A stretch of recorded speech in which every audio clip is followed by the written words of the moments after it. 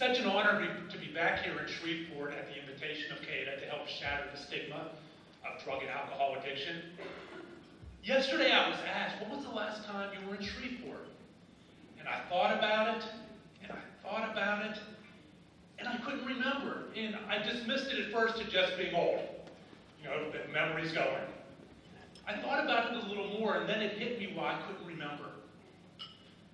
My last visit to Shreveport was over a decade ago. I was passed out at the Hollywood Casino after a 2-night drug and alcohol bender. That was my last time to Shreveport. So my trip back, not only to help shatter the stigma with CADA, has very personal meaning to me, because I am also back for the first time as a person in long-term recovery, talking to people about recovery. So from that standpoint, I'm going to say, I'm back. Speaking of going back, I want to take you all back to June 2006. The Dallas Mavericks, who I believe were just here last week, right? We're going to the NBA championship for the very first time to play the Miami Heat. My brother Mark had bought the team in 2000, and the team had had some playoff success, but not this, so we were very excited. A very exciting time for the family, a very exciting time for the city. As you might imagine, I was going to have some pretty good seats to that game. I also had the opportunity to get a couple tickets for friends. I got those tickets. You think I gave them to my friends? No. Maybe you think I sold them on eBay for some astronomical amount. I didn't do that either, because that would be disrespectful to the team, my family, and the city. I took those 2 tickets and traded them to my cocaine dealer for $1,000 in cocaine.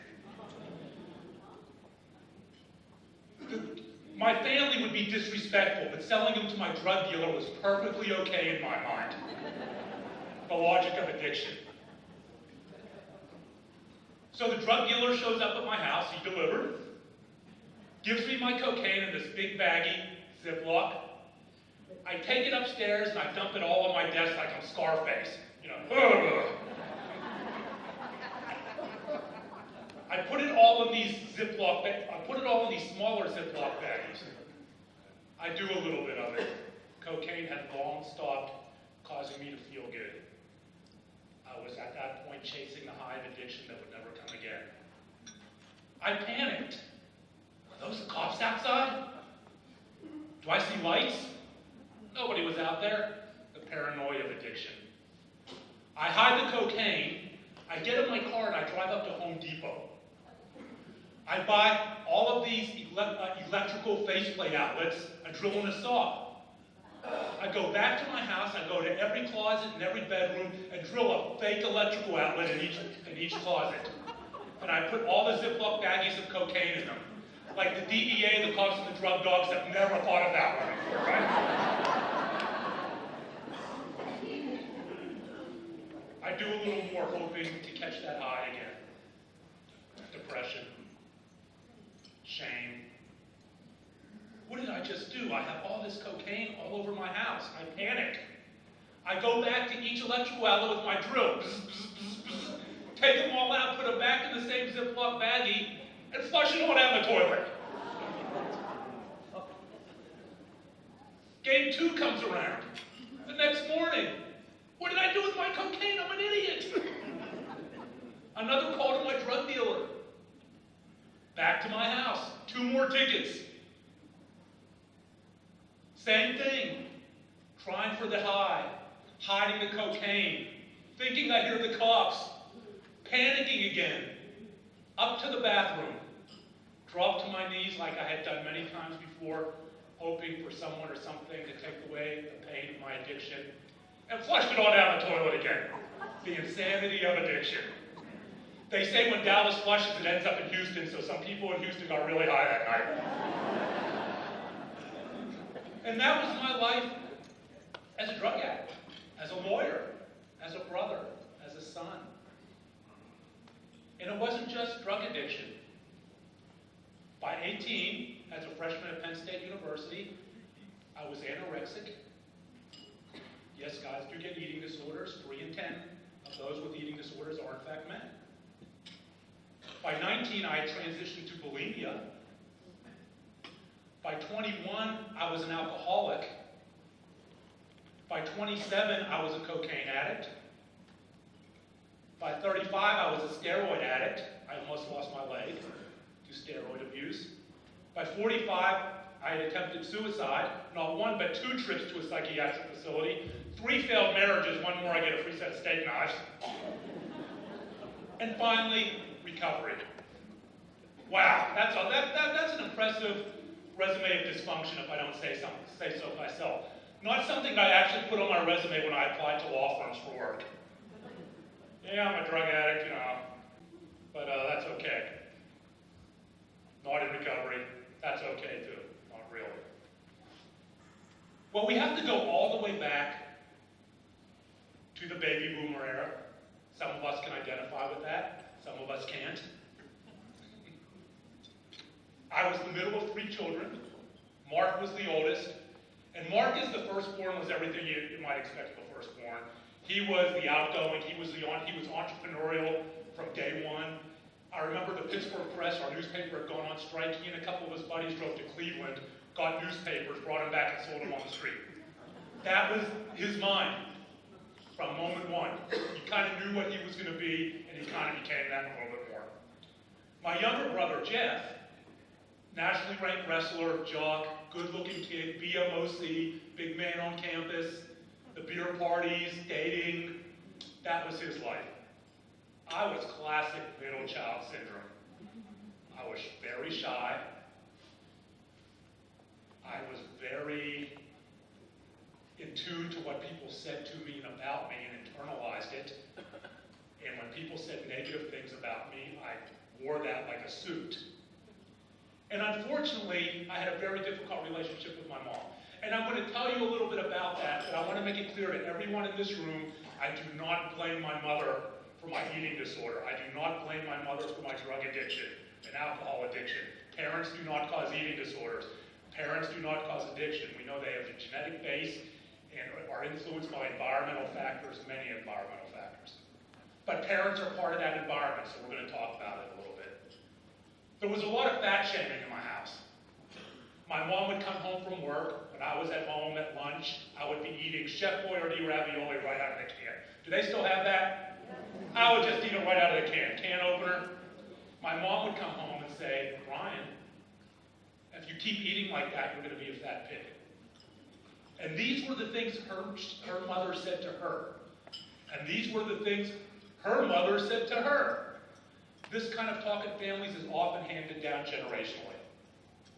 But as you might imagine, as somebody who was shy and felt hurt very deeply when things were said to him, that made me a little bit depressed. And I started eating more to make myself feel better, and eating more Chef Boyardee ravioli and more Chef Boyardee ravioli. And I became a bigger Brian and a bigger Brian. And as often happens then, and it happens now, when children change, teenagers change in appearance, they make you get heavier. The bullying started at school. Yeah, Brian, you need to go to Sears and get a bra. I think that was when Sears was still a thing. Brian, you have man boobs, your belt's hanging out. And it was so hurtful, but I took it because I wanted to be so badly one of the popular kids. In my mind, these kids who were bullying me were the popular kids. I wanted to hold a girl's hand for the first time. I wanted to kiss my first girl. I wanted to go to the prom. And if I took all of this abuse, verbal abuse, I would be accepted. But I never was. And it all culminated one day in what I call the day of the gold pants. My brother Mark had given me these shiny gold bell-bottom disco pants. How many people here know Saturday Night Fever? They were right off of John Travolta. I mean, they were ripped right off him. Mark even taught disco back then. And so, but Mark was not a big kid. So these pants were tight on me, but I didn't care because my brother gave them to me. I loved my brother. They were a symbol of his love. So I was going to get in these pants and I was going to wear them. And so my butt looked like 15 cats back there. And with the spray water bottle, we had to jump to get in them. And I did all of that because I wanted to wear those pants. And as you might imagine, the kids made fun of me. You know, my stomach was hanging over there a little bit, and you know, they were tight. I did my best not to sit anywhere because they'd rip. I spent many a day at school wearing those, just standing up in class. I'm okay, teacher. I'm okay. I'm just standing. My knee hurts. And I'm walking home with kids one day, this group of children, teens, the same kids who made fun of me all the time, but they were the popular kids. They're going to the football game. They're going to Dairy Queen and McDonald's. And if I just take it and hang around on the outside of it and be the sad clown, laugh, be self-deprecating, and laugh it off, they'll accept me. We're walking home. One of them goes, "Man, those pants just don't look good on you, Brian." Another one goes, "I wonder what he would look like without those pants." And before I knew it, these kids had assaulted me. They took and ripped those shiny gold bell-bottom disco pants off me that my brother had given me. They ripped them into shreds in the street and threw them in the street. They kept on laughing. They had done the greatest thing ever. If it happened today, this would be on YouTube, shared a million times. I went out in the street in my tidy whities, Fruit of the Loom, go and pick up all the pieces and cover myself up and waddle on home, a mile in my tidy whities. That event was so traumatic to me that I could go to that spot in Pittsburgh, PA today and show you exactly where it happened. No one stopped. People gawked. I made it home. No one was home. Pulled all the stuff out of the garbage and stuck it in the bottom. Put all the stuff back on. No one had said anything. No one noticed. But I was ashamed. I was ashamed that, one, I did not know how to stand up to bullies, and two, that they had validated everything my mother had said to me. I was a fat pig, and she would call me a dumb bunny, as her mother would say to her. Again, I do not blame my mother. When I came home with bad grades, so I was this fat pig and this dumb bunny who could not take care of himself. And it was around that time that I started to develop what is known as body dysmorphic disorder.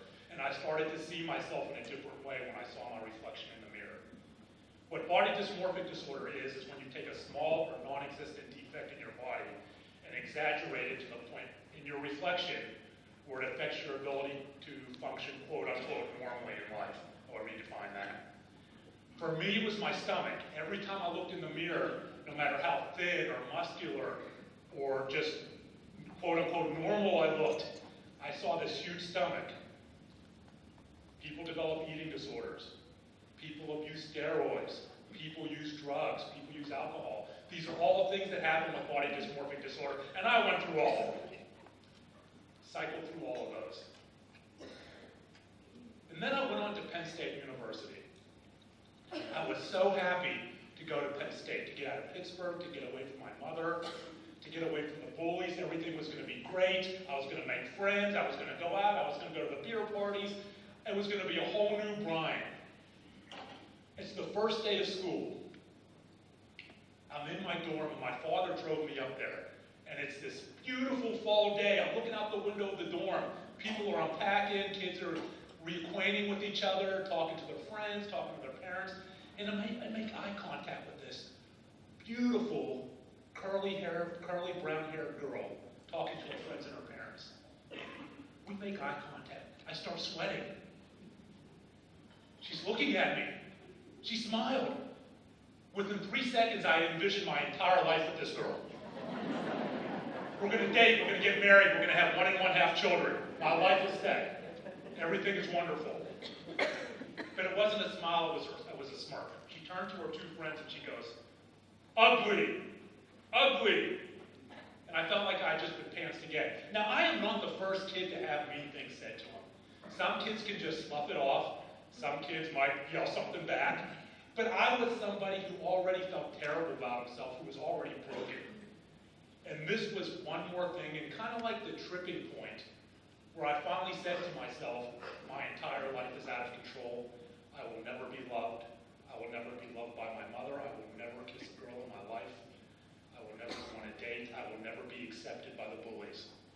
I have to get control of my life. What do I have control over? Food. But eating more I associated with being bullied. I will start restricting. And I did. And in 1979, as a freshman at Penn State University, before eating disorders even were brought into the public spotlight by the death of singer Karen Carpenter, before anyone talked about eating disorders for men, I became anorexic. Not even know what that word was. And within that same year, I transitioned to bulimia. For those who do not know, it is the act of binging and purging. And the act of binging and purging back then, for a few seconds, made me feel normal.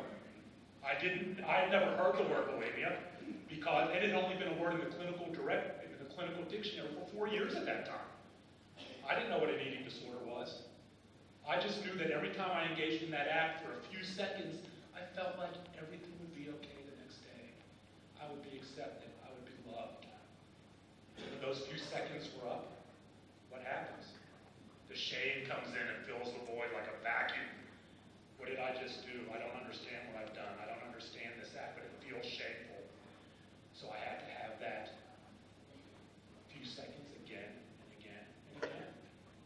Almost like addiction. The act of a bulimic. The act of a male bulimic. I would not go into recovery for my bulimia until 2007.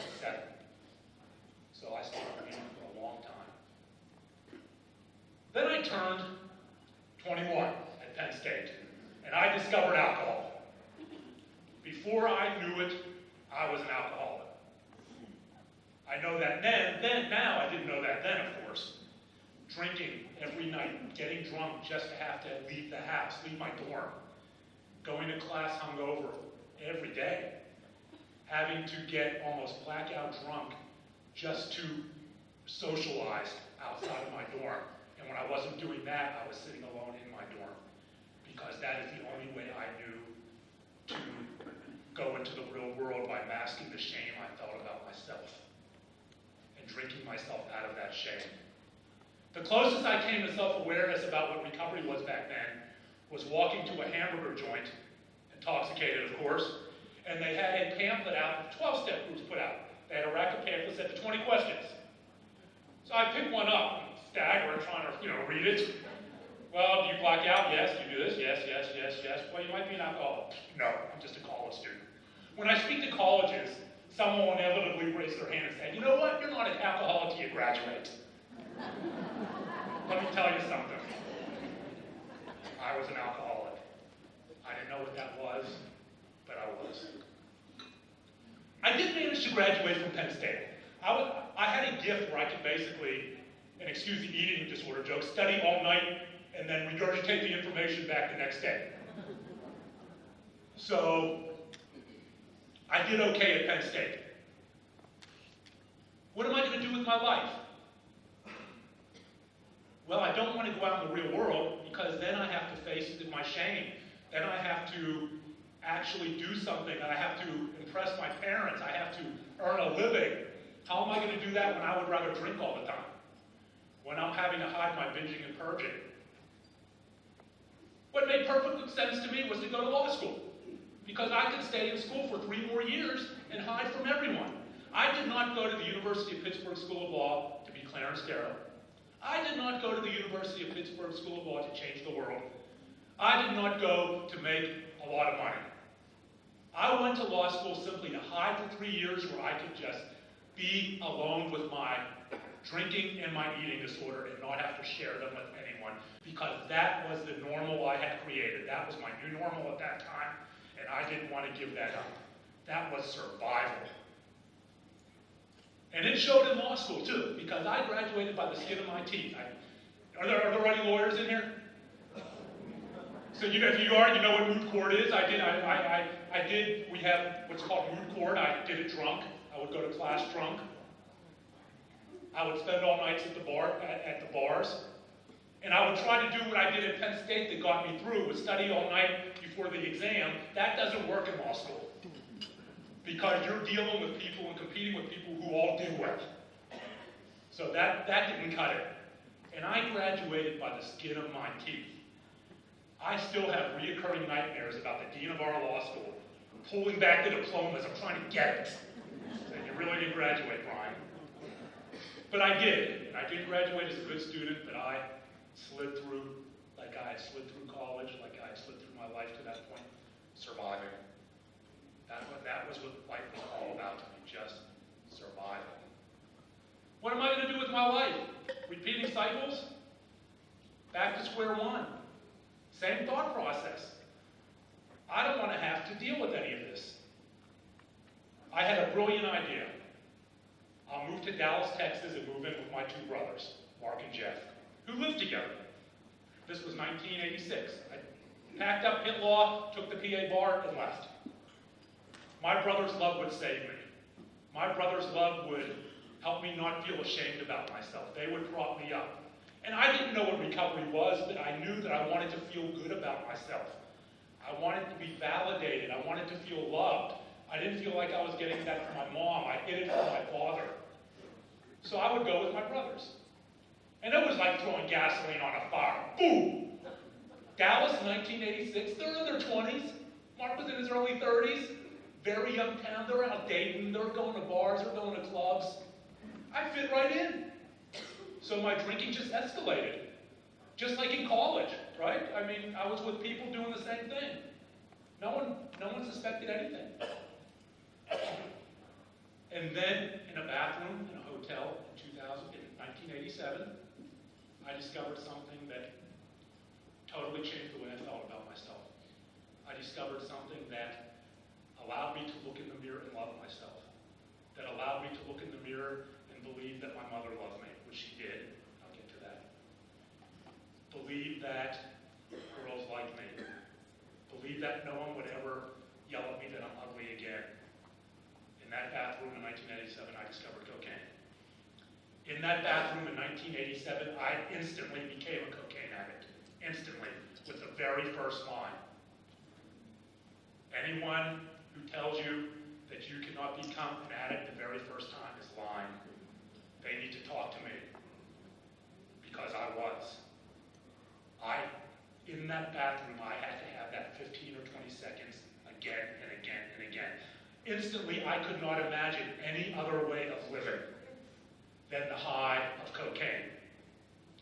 Cocaine and alcohol from that point on took over my life. Cocaine and alcohol robbed me of my ability to practice law. Cocaine and alcohol were being done in my office in my law firm. Were being done before I went to court. Were being done just to hang over from the all-nighter before. I spent every dime I had in the good years I had as a lawyer on drugs. I went through 3 failed marriages, all directly related to my addiction. 3 marriages where I spent more energy hiding who I was from my significant other than I did being in a relationship. Everything was about concealment. I had a JD, but I had a PhD in concealment. No relationship can survive that. No relationship can survive the brick wall of concealment, I call it, where you can't allow yourself to be vulnerable. You can't allow yourself to open up for the love and the help, because I did not believe I would get that. In my mind, I had projected out divorce already, because who would want me? Who would want me? With that kind of emotional brick wall, what eventually happens is you don't love me. The path of least resistance response is, you're right, I don't. Because to say I do means I have to tell you what's wrong. And I can't do that. So, 3 marriages that didn't last longer than 2 years. Because I wouldn't open up, I wouldn't be vulnerable. I couldn't. All the time, hiding it from the people of my law firm, hiding it from my brothers, going into circles that only did cocaine, distancing from my family. Finally, in 2005, I lost all hope that I would ever see something in my reflection that would be loved. I lost all hope that I would ever be enough in who I was, just standing there, regardless if I was heavy, thin. I lost all hope of my future, and I decided to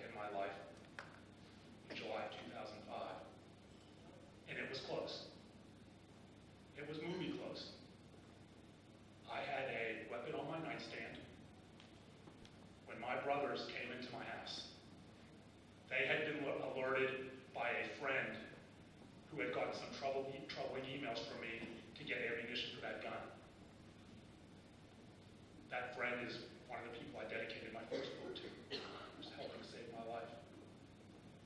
So my brothers show up. Jeff came into the house, Mark flew in from LA. They come upstairs, my younger brother takes the gun. Cocaine everywhere, alcohol everywhere.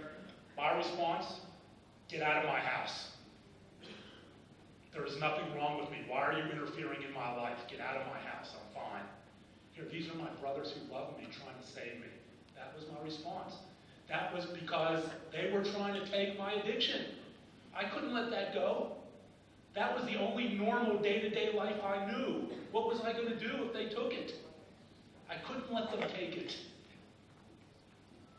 They dragged me into a car. And they took me in my first of 2 trips down to Green Oak Psychiatric Facility in Dallas, Texas. We're in the road down there, and I'm battling, saying, leave me alone, take me home, and they're just like focusing on the road, trying not to hear what I'm saying and get emotional. I'm thinking as a lawyer, you know what? They can't commit me in Texas, but the doctor can. So when I'm in the room with the psychiatric physician and the psychiatric nurse, I know what to say. I'm not endangering myself, I'm not going to hurt myself, let me out of here. Take me home. My brothers were at a loss for what to do. My family's no different than any others. They had no experience with addiction. They start calling rehab facilities out of the phone book right there. Just calling, going down the phone book. I'm like, don't bother, I'm not going. I'm a lawyer, I'm not going to rehab. Like, no, well, there are no lawyers in rehab, right? I'm not going. I have one case. That case needs me. I've lost every other case because of my addiction, but I have one client, and that client needs me now. I can't go to rehab. I'm a busy man. So we do what I call the Cuban rehab. They drive me back home, they take my car keys and say, stay in your house for 2 weeks and you'll be fine. My thought was, you know what, my drug dealer delivers, that's okay. Thank you, thank you. Let me out. Where's the phone? Right after they let me out, I called a cab down to the car dealership and got a new set of car keys. They weren't going to tell me what to do. It was all about control. They were not going to control my life. They were not going to tell me I'm an addict. I didn't care how much they loved me. That wasn't love. They were meddling. The mind of an addict. So after 2 weeks, I'm back out back with my dealer, doing drugs, and this time I'm smart. In my mind, I start distancing from my family. Well, I just have to make sure they don't know what I'm doing. And I'll only hang out exclusively with people who do cocaine, party all night, drink. Every night. That's who I'll hang out with. All the characters that went in and out of my house, like at Grand Central Station.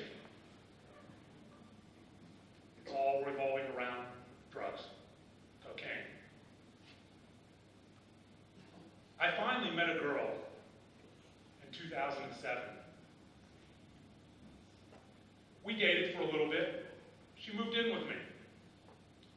I was coked up and drunk when I met her, but she didn't know. She didn't do drugs. That PhD in concealment. April 2007, she goes away to Houston to see her family. The next thing I know, it's 2 days later. She's looking down at me. There's cocaine everywhere. There's alcohol. I had clearly been unfaithful by some other things she saw on the floor. I had no idea what had gone on. I had no idea where those 2 days went. I had had a drug and alcohol-induced blackout. Back to Green Oak Psychiatric Facility. She's crying and she's angry and I'm thinking she's gone. She actually stood by me and we're getting married in 2 weeks. All these years later, so she's gone.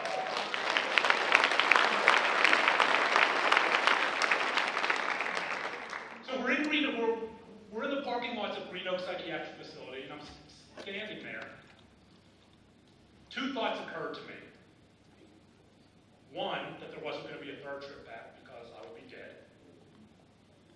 2, that I had finally reached that gray area of love, enablement, and recovery with my family where they had had enough. They were going to distance themselves. Families may love us unconditionally, and we hope they do, but there are going to be limits on their wanting to watch us destroy our lives, we're not going to take that first step into recovery, show them that we're willing. And we had reached that moment in my family, I just know. I couldn't allow that to happen. I thought about my father, who's now 90 years old, a veteran of World War II, growing up in Pittsburgh, Pennsylvania. In every month, one way or another, he would say to us, Mark, Jeff, Brian, or if you have siblings, you know how that goes. You get it wrong, Mark, Brian, Jeff. He'd go, girlfriends may come and go. Oh, we hope they don't. Wives may come and go. Well, they have for me, yeah, but that's okay. We hope they don't. We hope you have wonderful relationships. And he was being tongue-in-cheek, of course. But when push comes to shove, he was not being tongue-in-cheek about this. When push comes to shove, all you have is each other.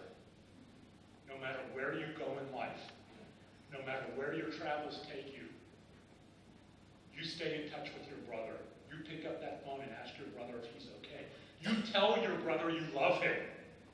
My father was the middle child of 3 brothers. That is how he was raised. He passed that gift down to us. The bond of brothers, the love of brothers. And I thought about that in that parking lot, and I couldn't lose that. I couldn't give up that gift my father had given us. And if you want to know how that gift is stuck, all these decades later, 1,200 miles away from when we grew up, Mark, Jeff, and I, and my father all within walking distance from each other. That is how that gift passed down and stuck.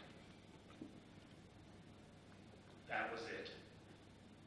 The next day, I walked into my psychiatrist, who I'd been seeing for a while, but lying. Well, why would you lie to your psychiatrist? You're paying them for honesty. Shame knows no hourly rate, right? The money doesn't matter, but shame overpowers everything. And I finally opened up. I opened up about the drugs and the alcohol. I didn't open up about the eating disorder because as a guy, I was just still too ashamed to talk about that. I was so stigmatized to even tell my psychiatrist that I was binging and purging, still in my 40s, that I wouldn't tell him about that. So we started talking about the drugs and alcohol. He said, Brian, we have a lot to work on here, but we have a problem. I'm like, what's the problem? You're a freaking drug addict, and you're an alcoholic. We got to get you sober.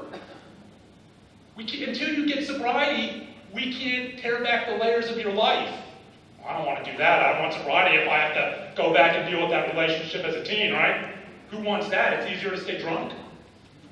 I'd rather mask that feeling. I'd rather mask that pain than be vulnerable. Guy being vulnerable? Ugh. I don't want to talk to my inner child. Ugh. Everyone should talk to their inner child. I do it all the time. It's very important to my recovery. He said, Brian, I know you don't want to go to rehab. Let's do this. There's a 12-step meeting going on right next door. Just pick up and go. Go. I'm not going to 12-step. I see them outside smoking. They're sterno bumps. They're homeless people. I'm a lawyer. My case. My case. Of course, when I walked in there, half the people were lawyers I knew. But I was resisting. I milled around the outside of the 12-step room, the building, doing a couple of fake walks down the hallway, trying to see if I knew anyone, walking into the deli next door. Is this a deli? I'm sorry. I just didn't want to go down that hall. Finally, I missed that meeting because I spent that much time just milling around, walking in circles. I go down, and that day, in April 2007, I picked up my desire chip. And since then, I have not had a drink, I have not done cocaine, and I have not binged and purged. I am a person in long-term recovery.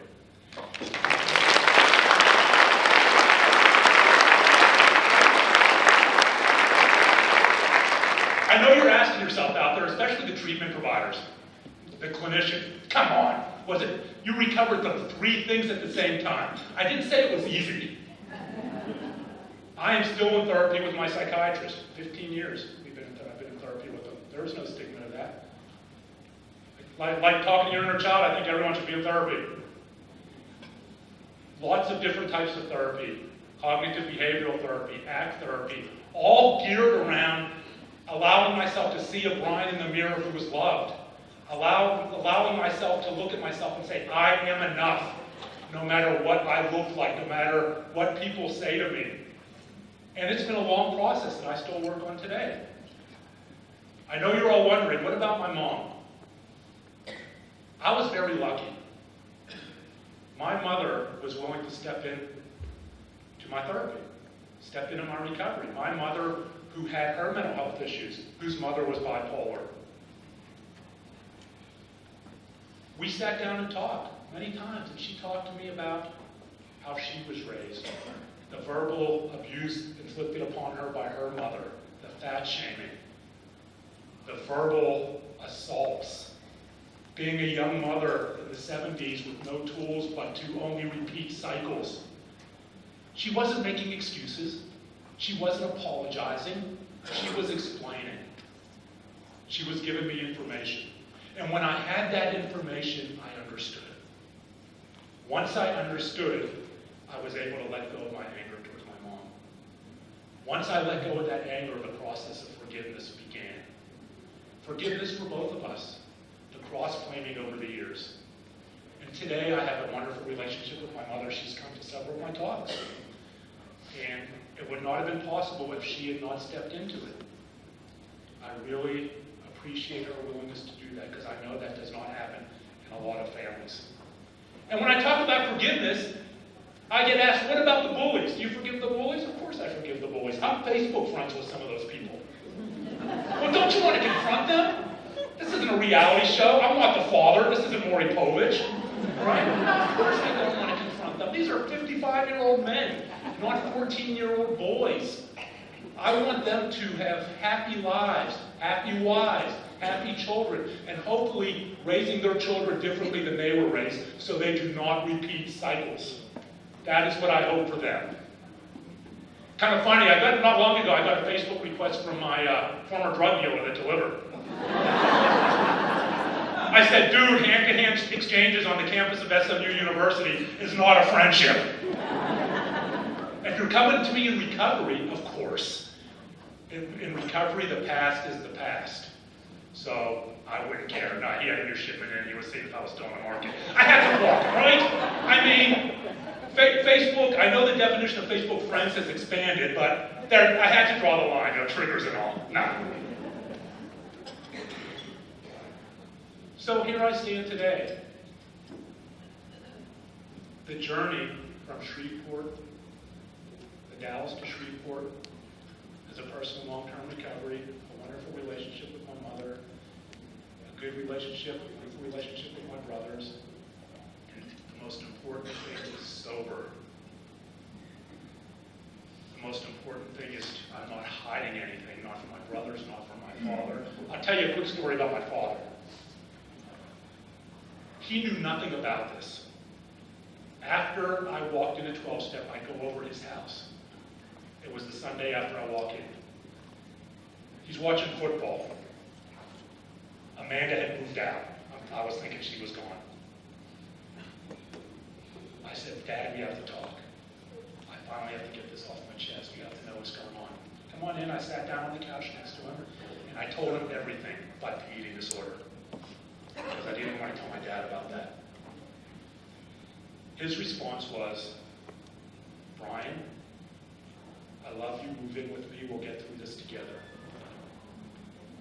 I was that 14-year-old little boy who wanted to talk to his father so long ago, but was afraid because he was afraid he would get the same responses that his mother gave him. I was that little boy finally hearing what he wanted to hear and getting the response he would have gotten all those decades before. That was the gift my father gave me again, the gift of love.